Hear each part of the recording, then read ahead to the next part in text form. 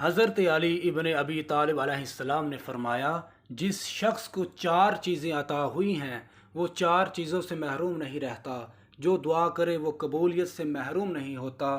جس سے توبہ کی توفیق ہو وہ مقبولیت سے نا امید نہیں ہوتا۔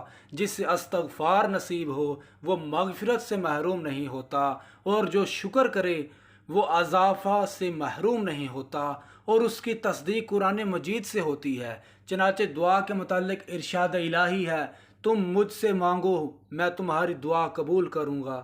اور استغفار کے متعلق ارشاد فرمایا ہے، جو شخص کوئی برا عمل کرے یا اپنے نفس پر ظلم کرے پھر اللہ سے مغفرت کی دعا مانگے تو وہ اللہ کو بڑا بخشنے والا اور رحم کرنے والا پائے گا۔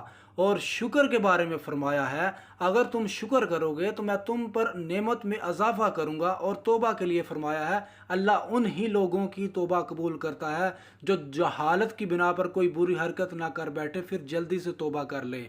تو خدا ایسے لوگوں کی توبہ قبول کرتا ہے، اور خدا جاننے والا اور حکمت والا ہے۔ Thanks for watching, please subscribe my YouTube channel Urdu world story. مزید اچھی اچھی ویڈیوز کے لیے لائک، شیئر اور کمنٹس میں اپنی رائے کا اظہار کریں۔ جزاک اللہ خیرہ، اللہ حافظ۔